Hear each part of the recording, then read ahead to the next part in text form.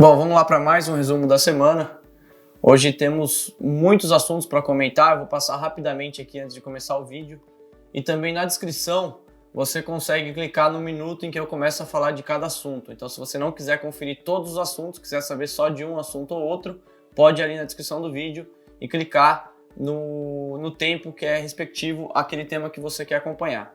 Bom, hoje eu vou falar sobre os dados de vacância nos escritórios em São Paulo, trazer algumas prévias operacionais de incorporadoras no segundo trimestre de 2020, também da ampliação do prazo para suspender contratos ou reduzir proporcionalmente jornada e salário, a pressão da construção civil e de outros setores para o Congresso derrubar o veto presidencial à desoneração da folha de pagamentos, também o fim da medida provisória 927 e, finalmente, ampliação do uso do FGTS para socorrer a economia e os impactos que isso pode ter para a habitação no Brasil. Vamos lá? Roda a vinheta.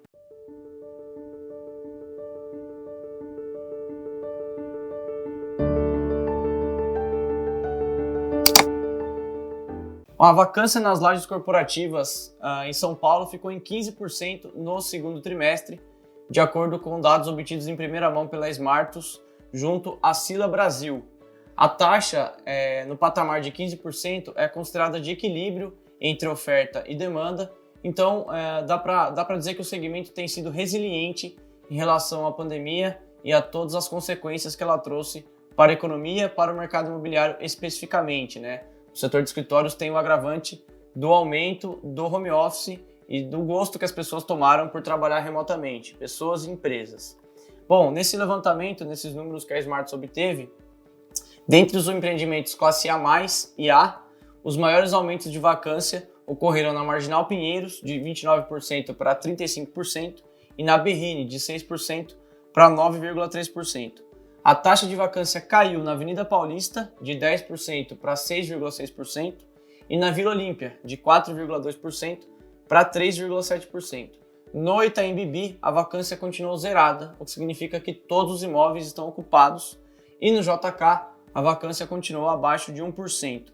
Em relação aos empreendimentos classe B, a maior alta da vacância foi observada em Santo Amaro, que já era a região mais desocupada, com menor ocupação. A taxa lá passou de 48% para quase 65%. Nas demais regiões, a oscilação foi pequena.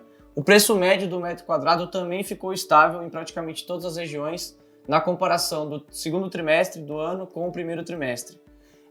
Nós recentemente gravamos, inclusive, um vídeo explicando por que a taxa de vacância não deveria subir no segundo trimestre, o que de fato aconteceu. A taxa de vacância não aumentou muito em relação ao primeiro trimestre, apesar da pandemia. Se você quiser conferir esse vídeo, essas explicações, vou deixar o link na descrição.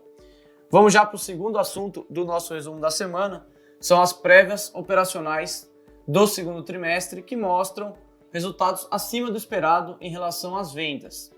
A MRV registrou recorde histórico de vendas líquidas para o mesmo trimestre, neste segundo trimestre de 2020, totalizando 1,8 bilhão em unidades comercializadas, foram quase 11.500 unidades vendidas entre abril e junho. A alta foi de 37% em comparação ao segundo trimestre de 2019.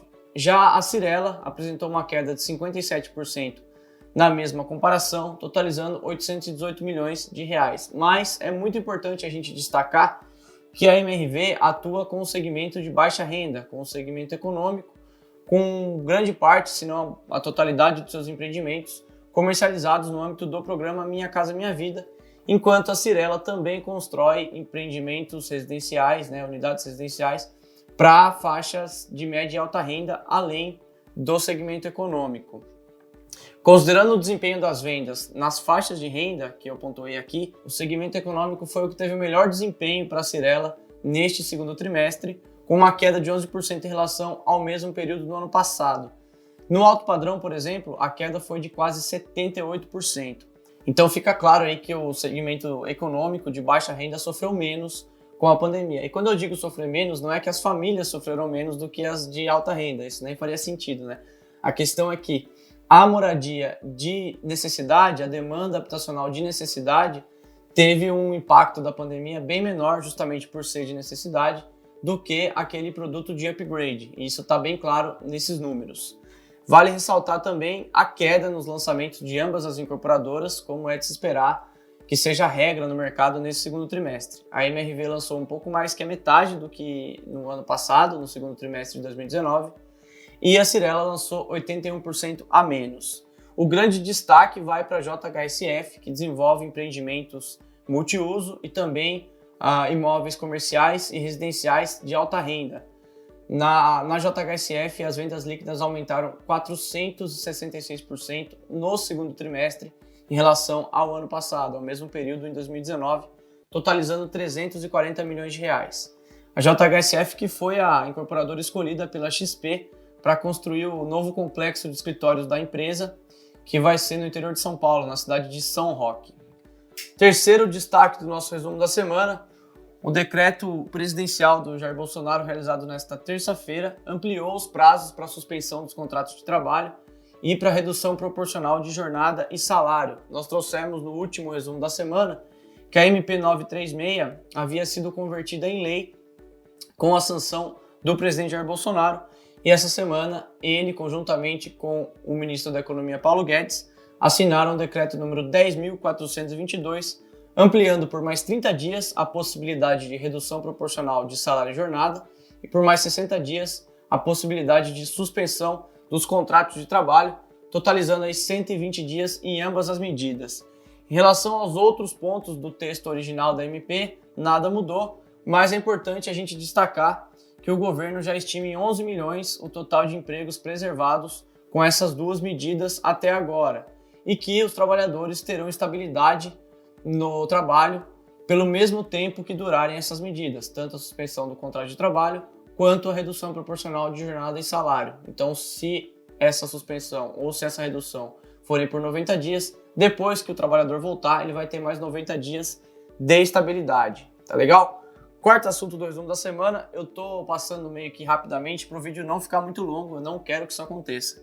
Então, o quarto assunto, já entrando nesse novo tema, o Congresso deve derrubar o veto do presidente Jair Bolsonaro à desoneração da folha de pagamentos para a construção civil e outros 16 setores a partir de janeiro de 2021. No último resumo da semana também eu trouxe esse veto do presidente Jair Bolsonaro à prorrogação da desoneração da folha. O fato é que desde que o veto aconteceu, associações que representam as empresas desses 17 setores têm articulado junto a parlamentares para derrubarem o veto.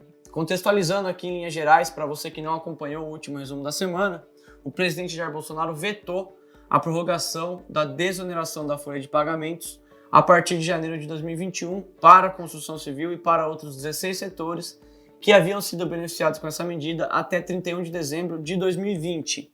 Dessa forma, a partir de janeiro do ano que vem, as empresas voltariam ou voltarão a pagar a contribuição previdenciária patronal, ao invés de recolherem 4,5% sobre a receita bruta. De acordo com a CEBIC, e aqui só um parênteses, o presidente da CEBIC, o José Carlos Martins, tem sido bastante combativo na mídia em relação a esse veto do presidente Jair Bolsonaro, mas de acordo com a CEBIC, a consultoria política Arco Advice mostra que 377 deputados são favoráveis à derrubada do veto, por isso deve acontecer no Congresso. De acordo com as associações de classes, estão em jogo mais de 6 milhões de empregos que poderiam e provavelmente seriam fechados, de acordo com essas entidades, se a desoneração da folha não continuar a partir de janeiro de 2021. Tá legal? Quinto assunto do resumo da semana é que o Senado vai deixar caducar a MP 927. A medida provisória foi publicada em março e perderá validade nesse próximo domingo, e não será votada antes disso, de acordo com o presidente do Senado, o Davi Alcolumbre. Apesar do texto ter sido aprovado na Câmara, ele recebeu mais de 1.000 emendas e, segundo os líderes dos partidos, não há tempo hábil para que se chegue num consenso. Por isso, a medida provisória vai caducar. Essa MP 927 originalmente previa antecipação das férias individuais e dos feriados, concessão de férias coletivas e regulamentação do teletrabalho. Então, portanto, a partir de segunda-feira, tudo isso deixa de ter validade.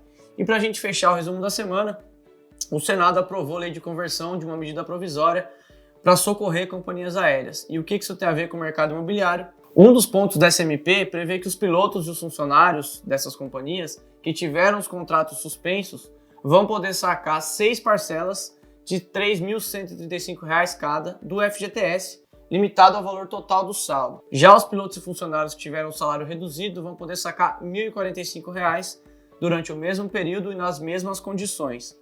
O impacto nas reservas do FGTS será de R$ 360 milhões. E essa semana, inclusive, nós publicamos no nosso site matéria que alerta para um eventual prejuízo ao orçamento do FGTS destinado à habitação social no Brasil. E essa é mais uma medida que caminha nesse sentido de onerar os cofres do FGTS. Então, se você quiser saber mais informações, é só acessar o nosso site. E, antes de fechar o resumo da semana, nosso site vai estar de cara nova já nos próximos dias. Uma cara bem mais de portal de conteúdo, que é o que a gente faz, oferece para o nosso público.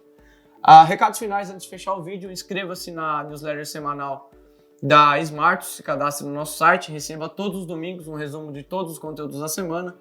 Também siga a Smartus no Spotify, Smartus Brasil, nas redes sociais, Facebook, LinkedIn, Instagram e Twitter, @SmartusBR, e no YouTube se inscreva no canal e clica no sininho para receber notificação de novos vídeos. Tá legal? Então a gente se vê na próxima sexta-feira. Foi um prazer novamente ter a sua companhia. Um abraço.